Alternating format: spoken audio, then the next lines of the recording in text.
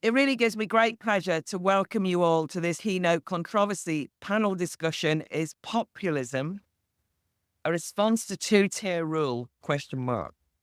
We wanted to dig a bit deeper into the rise of populism, particularly internationally. Why are populist parties breaking through the glass ceiling of mainstream political life? From Marie Le Pen's RN in France to the right wing and the left wing populist parties in Germany. And of course, you've got Meloni in Italy, we've got events in Austria, and we've even got Reform UK, potential populist rebellion in the UK too. But there's also street rebellions, European farmers' protests, anti-immigration movements breaking out. So we don't want to just ask why, but we want to think this is being responded to by the different establishment and authority figures. What does it say about political legitimacy? We ask the question about two-tiered governance because it does sometimes feel as though if you describe yourself as a populist, and I often am labeled a populist and have decided now, rather than kind of being defensive, I'm just going to say, yes, I am. Because maybe it means I'm popular, even if you're not. I suppose one of the things that's worrying is the way that sometimes a response to populism is to try and isolate it, quarantine it away, and basically say, they're nasty people, don't engage with them. And that does appear to me to be good for democratic norms. On the other hand, we're told by the establishment that populism is a threat to democratic norms. So lots to discuss here. Let me introduce the panel in the order in which they're going to speak. So Winston Marshall, who is a musician, he's a host of the ever-growing, in popularity and numbers, Winston Marshall Show. He's an increasingly vital political commentator, in my view. He was the founding member of Mumford and Sons, and that was a very successful career. What's really interesting now is that his new career, it seems to me, is overshadowing the success of musical career, and he's becoming internationally known as somebody that can get to the bottom of political issues, and his show asks all the right questions. And in fact, he's got his, as part of the podcast live series, he's got a discussion later, and one of the issues he's going to be tackling on the show with guests is the grooming scandal. And I think that indicates a certain bravery of being prepared to talk about issues that other people are frightened of. Then we'll be hearing from Sabine Beppler-Spahl, who is the chair of Freiblickinstitut in Germany. Sabine and the Freiblickinstitut organized the Berlin Salons, and they've been long-time collaborators of the Battle of Ideas Festival in terms of organizing satellite events. And in fact, there will be satellite events coming up, and you should look at the website and see what's happening in Berlin. But they also work with the Ideas Matters team on putting on a fantastic day of Debating Matters schools debates, Debating Matters Berlin once a year, which is an extraordinary event involving schools in Germany.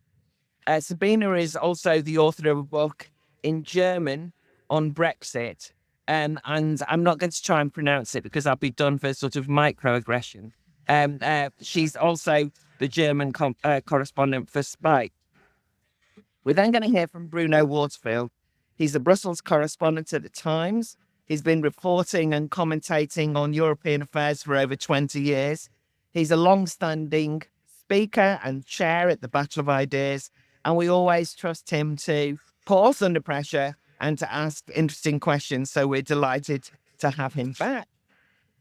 We're then going to hear from Dr. Roslyn Fuller, who is an expert on electoral systems, and books include Beasts and Gods, How Democracy Changed Its Meaning and Lost Its Purpose, and also In Defense of Democracy. Roslyn is the managing director of Solonian Democracy Institute based in Dublin, and is a regular speaker and media commentator, and describes herself as an acerbic and irreverent speaker. This is one of the reasons why we like her here at the Academy of Ideas and invited to speak at the Battle of Ideas. So welcome, Roslyn. And last but not least, Thomas Fazi, who is, I'm sure many of you read him.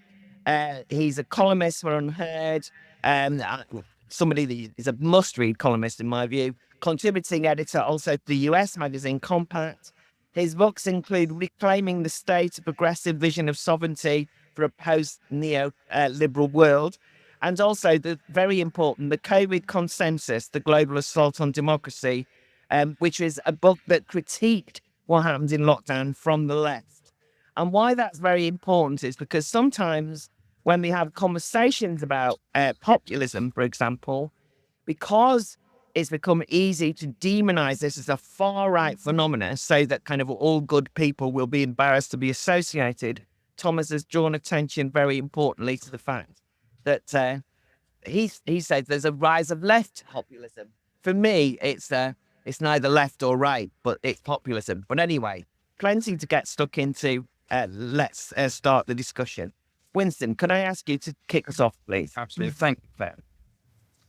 So populism takes different forms in different nations, and I thought I might address populism in Britain. And you'll forgive me, please, if I start with some semantics, which I know are boring, but I think it's important that we're on the same page. Everyone agrees that populism exists, but there is not consensus on what it is exactly.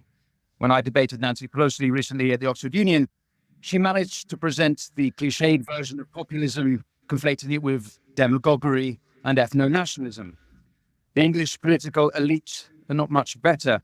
Alistair Campbell, famous, of course, not just for being a lovely bloke, but also for his unwavering commitment to the pursuit of truth, called populism a virus.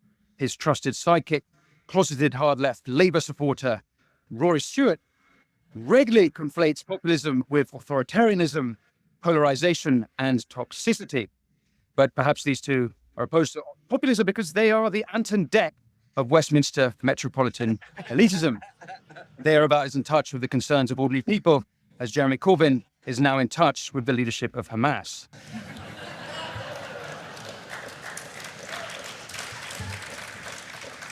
Populism is the politics of ordinary people in contention with an elite. And that's why I agree with Claire when she says it's not a right or a left thing, or rather it can take right or left forms. Two-tier rule, in contrast, whilst we all agree what it is, that different groups are treated differently by the police, judiciary, and legal system, there is no consensus that it exists. Prime Minister Starmer says, quote, "There is no two-tier policing. It's a non-issue." Even former Conservative Home Secretary Priti Patel denies that there is two-tier policing. So let me make the case that it exists. Two-tier rule is, this week, Lucy Connolly, wife of a Conservative councillor, being sentenced to 2.5 years for racist tweets that were deemed to be inciting violence at the time of the English riots. The same judge had sentenced a Sikh named Antonio Boparan to 18 months for killing a girl in a car accident when he was driving 80 miles an hour in 30. Boparan served only 8 months. Two-tier rule is 400 people charged after the English riots. Meanwhile, Mohammed Hassan, caught on CCTV beating 3 Asian women in Bradford. He was given a 6-month suspended sentence in August. Two-tier rule is Richard Williams, sentenced to 3 months in prison for a derogatory Facebook post during the riots. But the charges against the men driving around London in 2022 shouting from megaphones, "Fuck the Jews, fuck all of them, fuck their mothers, fuck their daughters, and show your support for Palestine," those men were not charged. Two-tier rule is this week Adam Smith Connor, criminally convicted for praying outside an abortion clinic, but no such legal proceedings for those praying on their knees towards Mecca, jubilantly chanting Allah Akbar in celebration outside the Israel Embassy in Kensington on October 8, 2023.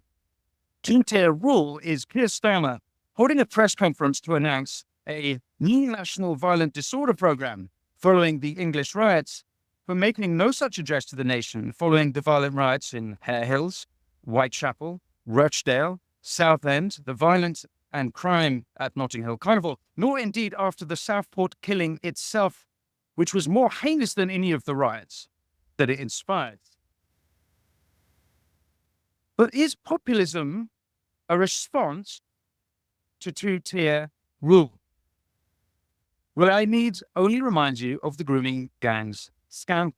Thousands of girls and children sexually exploited decade after decade, up and down the country, from Telford to Bristol, Oxford to Rochdale, Birmingham to Huddersfield, specifically targeted because they were Kaffir.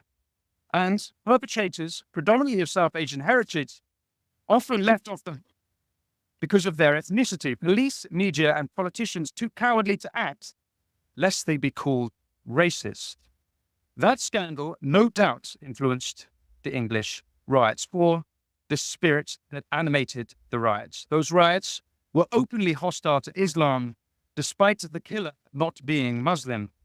Just as a specific predator from an asylum refuge, inspired the 2023 Knowsley riots in Liverpool when he made advances on a young teenage girl.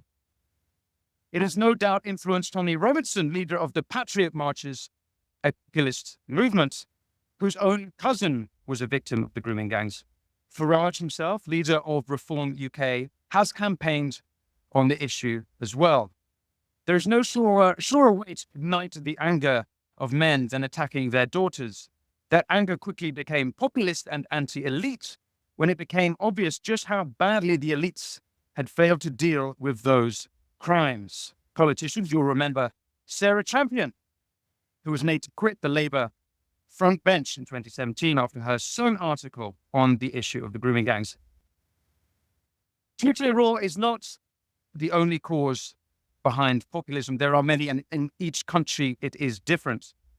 But two-tier rule, and specifically the grooming gang scandal, might be the most egregious reason behind populism in Britain. Thank you.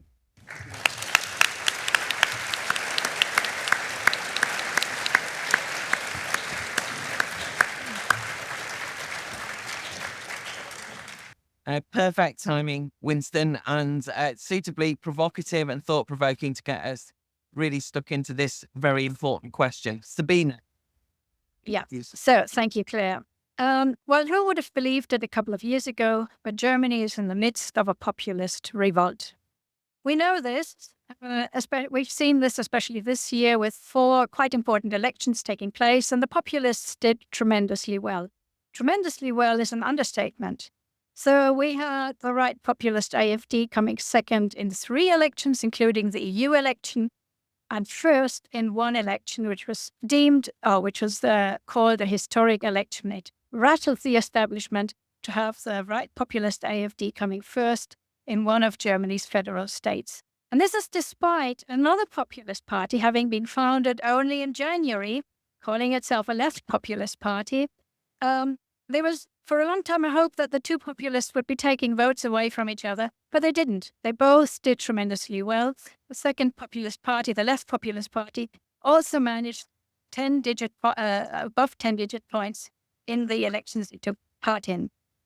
What got the establishment particularly scared was that it turned out that a lot of young voters were turning to the right populist AfD. The AfD is the most popular party at the moment amongst the under 30-year-old. And I think a person who spoke out the truth most clearest is not a populist, but a member of the government coalition, a liberal.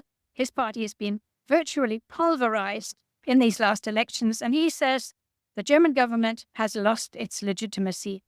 People have the impression that the ruling coalition is harming the country. It's not just bad, but harming the country. If such a significant proportion of voters refuse to support it, this must have consequences. The question is, which consequences?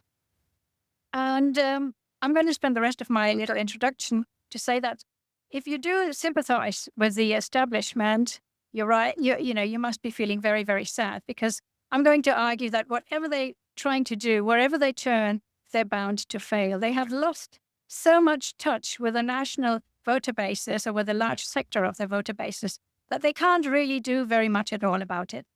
Let's look at what they can do. They can go down the route of concessions, which they've tried to do. They're going to say, we're no longer tone deaf. We've understood your worries.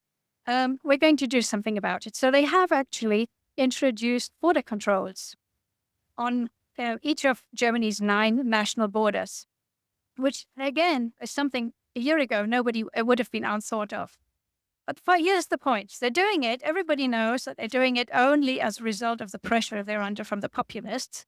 And secondly, they are so aligned with their supranational thinking and their pro-EU thinking that they are very, very doing this very reluctantly. They hate doing it. And they're saying we're doing it only provisionally. So that's not going to win over or win back the people. The second reason why they're going to fail is because they are responding in their default way, resorting to authoritarianism. So as soon as the AfD won the elections, the first things the establishment said was, okay, you might have won, but you're never, ever going to form a government. You're not even going to have a say in this government. All the other parties are banding together, even if it means 3-party, 4-party coalitions to stop the AfD from coming into government. They're expelling the AfD from parliamentary working groups which any other party its size would be entitled to take part in. It's called the firewall strategy. And there are actually now even serious attempts to get the AfD banned again, meaning of having a party banned which 30% of the voters support. There's also attacks on free speech have been stepped up. I've just read last week that our economic and climate protection minister, that's his title, he's more climate protection than economic minister, I have to say, has filed 730 cases of criminal hate speech complaints against normal people. Why? Mostly for calling him an idiot. He's the one who decided to switch off our atomic power stations, by the way. Right. So, I mean, all that is really not going to fare well for the establishment. But the final reason why I think they are going to fail is that we have to remember this is the government which is finding it very, very hard to get the situation under control. People are really rubbing their eyes and looking at Germany at the moment and saying, what is happening to our country? There's quite a very serious sense of country falling apart. We're in a deep recession, second year in a row that our economy is declining. We have a perceived rise in crime, in organized crime. We had a series of 12 explosions in Cologne this summer with people being injured. We had a series of deadly Islamist attacks. The last one, which was luckily foiled, was only just last week against the Israeli embassy, I read. So these are things which are very, very unpleasant. The government doesn't like it, obviously. But they are saying, well, you know, we might be in a bad situation, but at least we're doing one thing. We're protecting democracy, we're protecting the state, we're protecting ourselves, and we're protecting you from the populists. So the fight against the populists, I would argue, has become one of the main bases of legitimization, the way the establishment tries to legitimize itself. They're calling the populists far right. That's going to be much harder to do with a new left populist party, by the way. But it's not washing with the people anymore. We see that. The AfD, I have to concede this, is a pretty unpleasant party in parts. It has some quite unpalatable people in it. But people don't mind. That's not what it's about. They're voting for the AfD because the populists have become the only force for change. And I think we're going to experience a period of great confrontations. Thank you.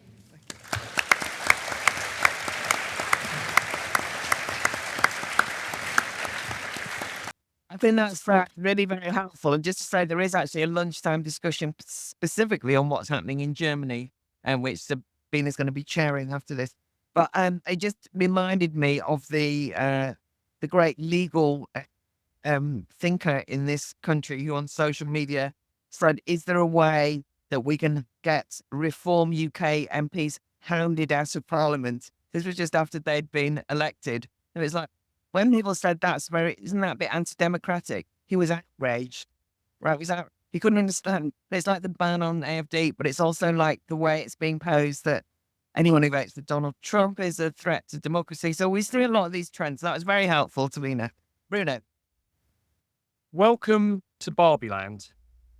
Yes, I said Barbieland. Welcome.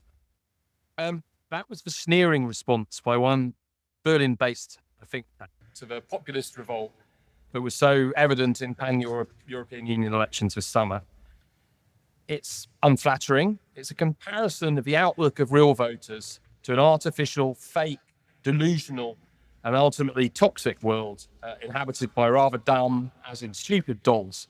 Worst of all, the election showed, the think tank concluded, a dangerous xenophobic drift, as many Europeans signalled their attachment to national politics and hostility to multiculturalism, but especially manifest in opposition to unquestioning acceptance of uncontrolled migration.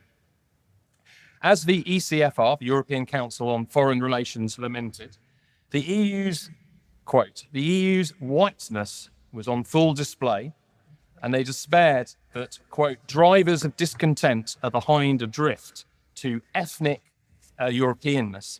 The rise of Eurosceptic nationalist populist parties, which were the largest in EU elections in France, Italy, Belgium, Austria, Hungary, coming second in Netherlands and Germany, has horrified Europe's political elites. By painting the result as the triumph of whiteness, politics, democratic politics, is presented as something much darker, as the unleashing of deep, irrational ethnic forces that have, until now, been held in check by institutions such as the EU.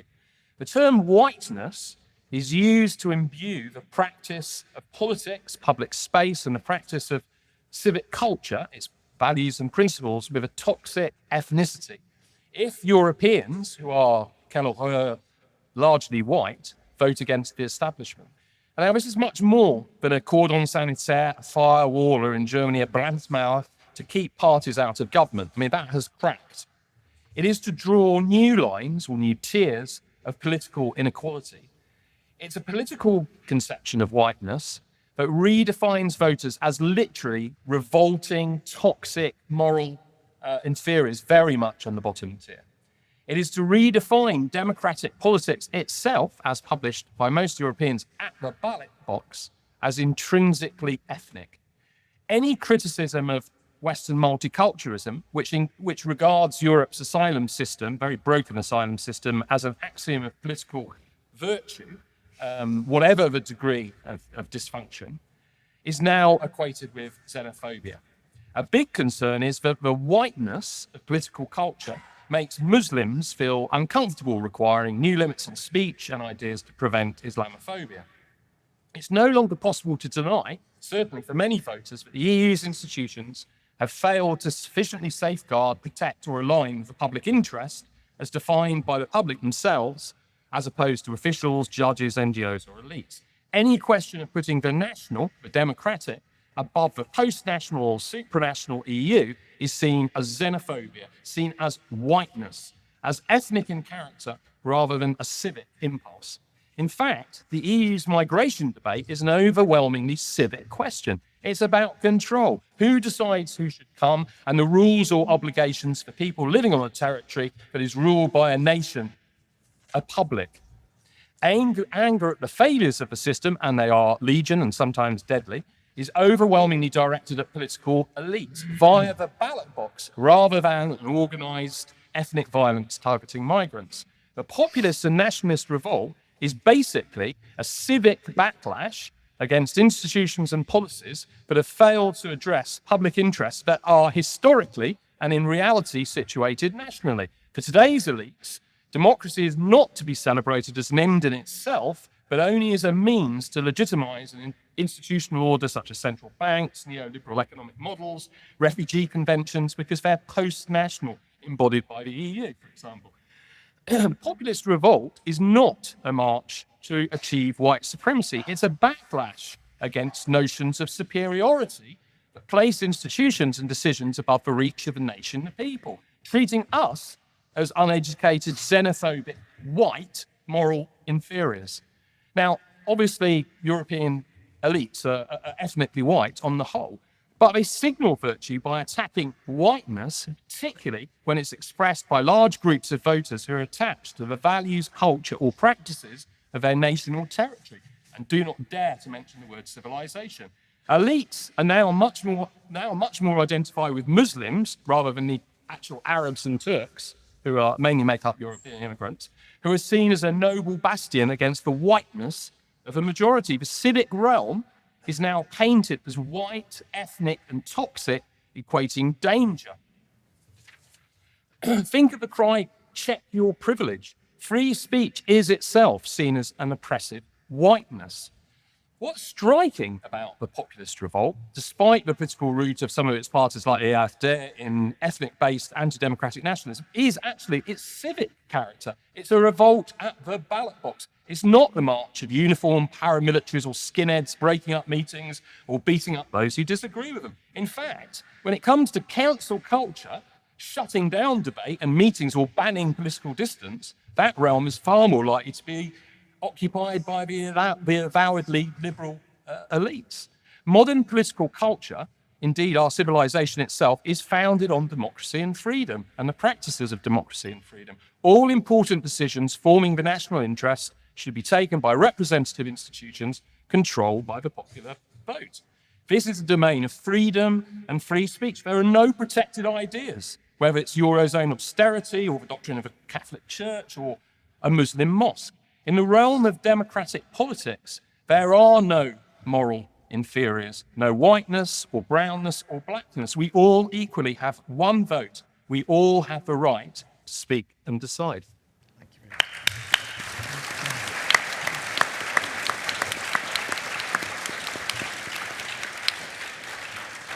So I think that's added another layer onto this discussion, and definitely one to consider exactly how populists are being characterized. But I think that emphasis that you've given us there on the civic nature of it versus the more unpalatable on the street stuff, is worth considering. And when I say unpalatable, it's inevitably the case that if the civic nature of populism is then ignored, what will the consequence be is worth considering. But anyway, Roslyn. Thank you. Well, a populist used to be someone who cynically gave out cheap favors for personal gain. Whereas people who had a lot of friends, or they just did things that a lot of people liked, were popular. And in everyday language, that hasn't changed. No one ever says, I'm very concerned about my kids. They have a lot of friends. Everyone seems to like them. We're a little populist. But in political discourse, there's been an abrupt switch. Today, the Oxford Dictionary claims that populism is a type of politics that claims to represent the opinions and wishes of ordinary people. By this logic, Gandhi, JFK, and Martin Luther King were raging populists. In my view, this reframing of basic virtues into antichrist levels of vice is down primarily to economics. Over the past few decades, we've seen the broad middle class split into two. Or rather, to put it more accurately, part of this class, maybe 15% or so, split off from the rest and formed its own class. I call them courtiers. Others have called them the clerisy or dream hoarders. It's much of a muchness. Populism isn't a response to anything. Populism is just life as we know it by another name. It's courtierism that is the new thing. Courtiers are usually people whose houses are worth 4 or 5 times what they paid for them, they're getting really solid pensions, and they've been protected from the new economy. Their children, also courtiers, are currently benefiting from the greatest wealth transfer in history, and will therefore be even more sheltered. I'd like to stress that although there's definitely a correlation, it's not really about the absolute amount of money such people have. The crucial difference is whether you have a safety net provided for you or you live under actual market conditions, in which case you're much more likely to be a populist. Courtiers increasingly have jobs in what have become the courtiering industries. Media, academia, NGOs, fields where conformity has become important to survive, precisely because they're increasingly funded and run top-down, rather than by the membership, which was previously the case. In many meritocratic society, many of the courtiers would be sharply downwardly mobile, because it would be overtaken by competition coming from below. But since that's a non-starter, they throw in their lot and view themselves, erroneously, as being part of the very wealthy, and they're who are now the prime funders of their jobs. So hence, they are courtiers to those patrons. It keeps them alive and in pumpkin spice lattes one more day. When you're doing better than could reasonably be expected, any change is likely to be for the worse, especially anything that smacks of control, scrutiny, accountability, or tightening things up. And that is why for them, any politics of change is seen as fringe and dangerous. It is dangerous for them because they're one good inheritance tax regulation away from having their lives wrecked. Due to these life circumstances, there aren't really differences of opinion between courtiers and populists. There are differences of interest, which makes it much more vicious. 30 years ago, we all had friends who had major differences of opinion with us. Didn't really matter. You had all kinds of friends who had all kinds of crazy ideas. But the interests were much more uniform. You can change your opinion.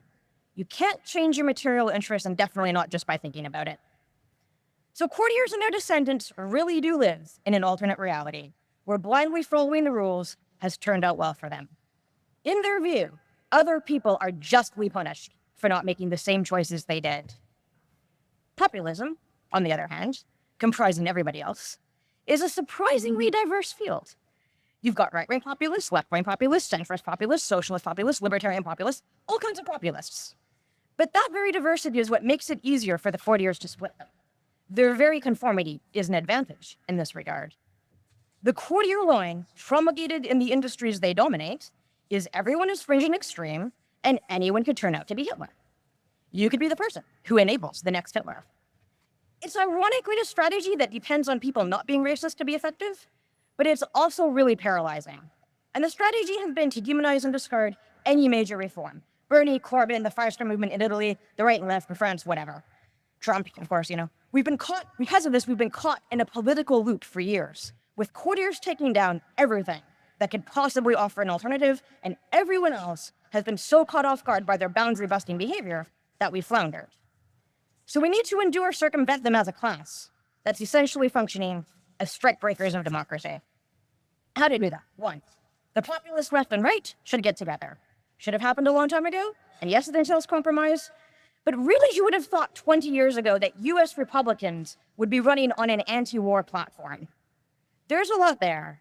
Fiscally conservative, socially liberal is definitely a pattern that's been extremely caught in the digital democracy exercises that I've done. 2, remove the courtier's economic advantages. A Cold War with Russia or China could have that effect if enough manufacturing is re-onshored. So even without attaining political power and changing specific rules, that's something that could happen. 3, let go of obsessing about wokeness. There are people who are obsessed with creating outrage in the name of wokeness, but there are also people who got just as obsessed with countering those outrages. Socialism gone too far becomes communism, conservatism gone too far becomes fascism, but liberalism gone too far becomes libertinism. I think we all know this now, and I'd like to say it was interesting, but it was a major win for the courtiers every single day, because every day that we're discussing some derivative outrage generation, we're not focused on constructive action. And finally, 4, regulate NGO funding. Massive amounts of funding flows from wealthy, often American endowments into thousands of NGOs and newspapers and schools every year, staffed by courtiers, almost all of it focused on offensively hysterical goals, generating more useless outrage because no one ever agreed to them. So it'd be the easiest thing in the world to regulate this away across the political spectrum. This would reopen space for grassroots movements and reader-led media to reappear. And that would let us find out what is actually popular. Thank you very much.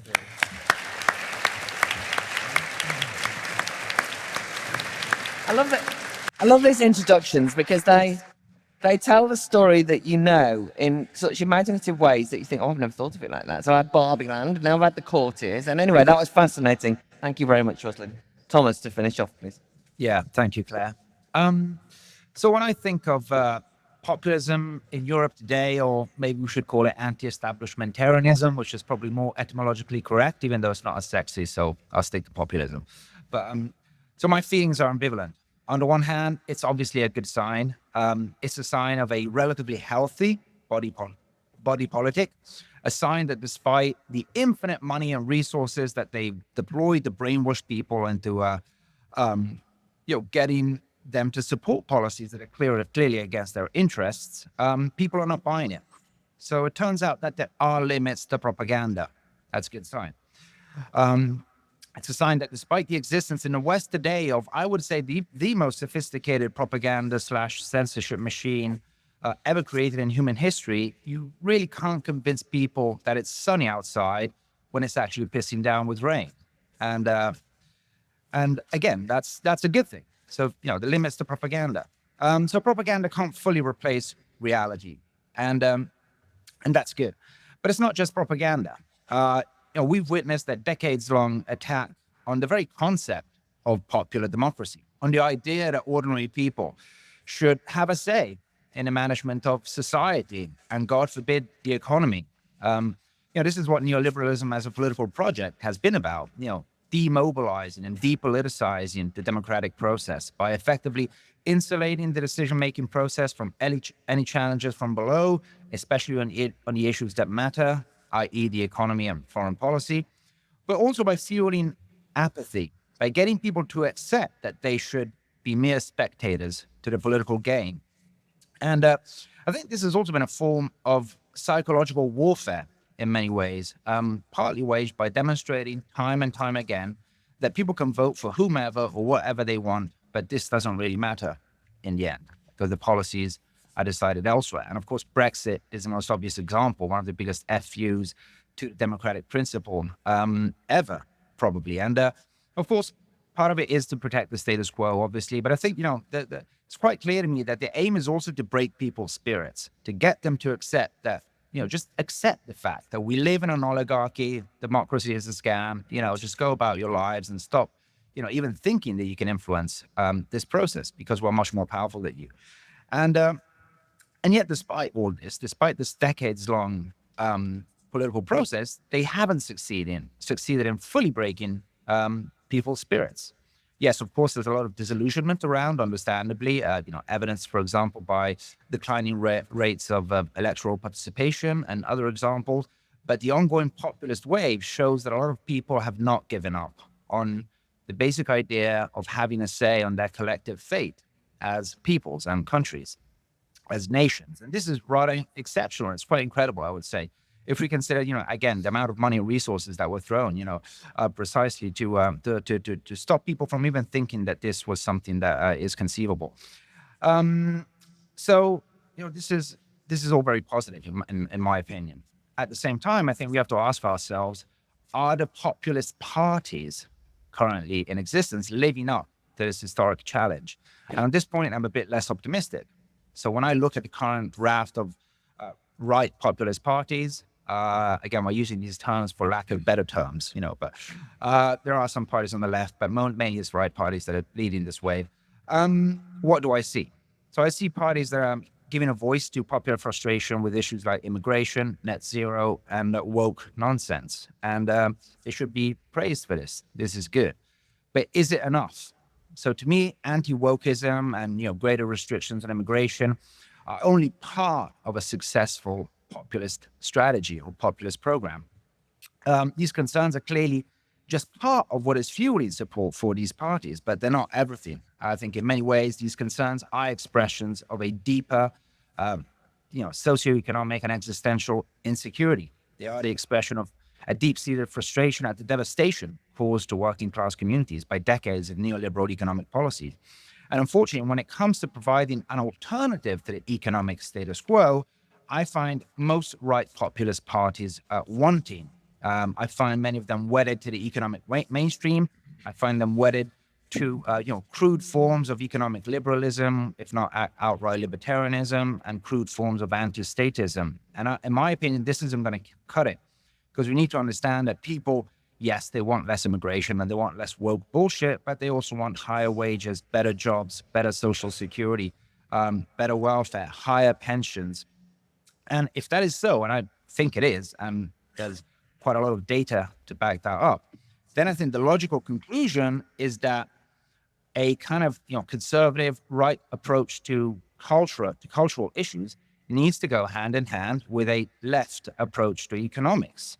And I don't see any contradiction there. In fact, I would argue that the kind of social cohesion that conservatives cherish and want can only exist if the state intervenes to prevent the most destructive outcomes of unfettered capitalism, which is what has atomized to a large degree our societies. And I think this is an approach that, this kind of left-right populist synthesis is an approach that potentially could have massive electoral potential. And yet, somewhat, strangely, it's virtually absent in the Western political panorama today, with the notable exception of Sarah Wagenknecht's party in Germany, which is doing incredibly well despite having just been created a few months ago. So maybe that tells us that she is moving in the right direction. And I think part of the reason why I think these parties aren't challenging the economic status quo. I mean, there are a number of reasons. It partly has to do with the fact that challenging the economic status quo in Europe today means challenging the institutional straitjacket that prevents any serious challenge to the economic status quo, i.e., obviously the European Union and especially the euro.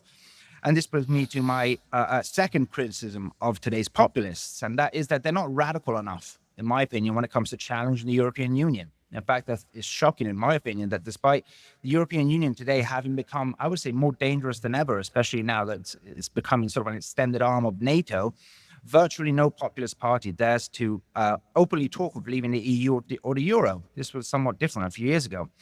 And I think this is tragic. I mean, this basically means that these parties are setting themselves up for defeat, because the European Union has a lot of tools to bring any populist government to heel. And we see that in Italy with Meloni. I think we've partly seen it already with Le Pen, which seems to have already watered down her program before even getting elected. And so, to sum up, I would say, we should cheer the continued rise of populism in Europe and beyond, but I still think there's a lot of work to do if we want to seriously challenge the status quo. Thank you.